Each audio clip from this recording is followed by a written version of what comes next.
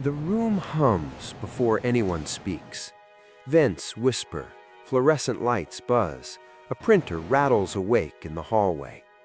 You sit on a paper-covered exam table, cold stethoscope marks still fading from your skin. The door handle moves. In walks the question you already know you're going to ask. Can you just give me an antibiotic? We do this constantly. We use virus and bacteria like vague synonyms for invisible thing that made me miserable. But underneath that laziness are two completely different forms of life. One is a full cell, one arguably isn't even alive, that our bodies and medicines have to fight in totally different ways. How the hell did we end up treating them like the same problem? Let's start with the obvious thing nobody notices. For most of human history, we didn't know either of them existed. People blamed bad air, curses, imbalanced humors. Then germ theory flipped everything. Pasteur and Koch showed that specific bacteria cause specific diseases, and if you killed the bacteria, the disease stopped. That unlocked disinfectants, sterile surgery, and eventually Fleming's ridiculous, brilliant accident in 1928, mold that killed bacteria, penicillin. Infections that used to be death sentences became curable in days. From the outside, the clinic response looks simple. You leave with a paper bag, sometimes painkillers, sometimes nothing, sometimes a powerful antibiotic. Think of it like a traffic control tower. Viruses and bacteria are completely different planes, but they show up on the same radar as cough, fever, fatigue. To your senses, strep throat and the flu can feel almost identical on day one. When you see a doctor hesitate before prescribing, you're watching them silently run a decision tree. Is this something antibiotics can touch, or am I about to waste ammunition on the wrong enemy? But here comes the part nobody sees. At the microscopic scale, these two germs don't even play the same game. A bacterium is a full living cell with its own wall and machinery. Antibiotics work like precise sabotage. Some punch holes in that wall, others jam the protein-making gears. A virus is more like a USB drive full of malicious code wrapped in protein. It hijacks your cells and turns them into virus factories. There is nothing for an antibiotic to grab onto.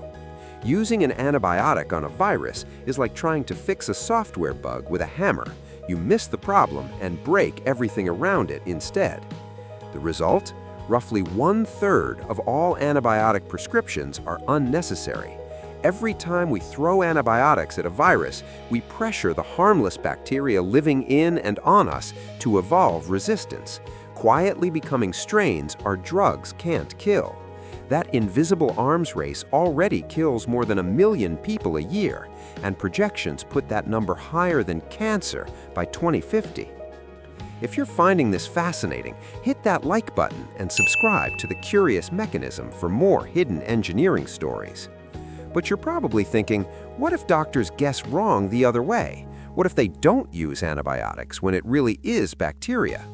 The system isn't dumb. Rapid diagnostics, strep tests, PCR panels, inflammatory markers act like referees inside the process, nudging decisions one way or the other. The goal isn't to say no to antibiotics, it's to say, not this time, save it for when it will actually work. Now comes the invisible part, the real engineering, the redundancy built into your own immune system. It runs overlapping defense programs. Neutrophils act like first response cleanup crews for bacteria. Lymphocytes build targeted responses for viruses and remember them for next time. Fever, mucus, inflammation, not random misery. Layers of backup, slowing the invader while precise tools spin up. Vaccines sit like pre-installed software patches, teaching your system what bad looks like before the enemy even arrives.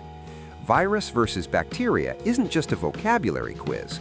It's part of the hidden infrastructure that decides whether a sore throat is an inconvenience or the starting point of a much bigger problem.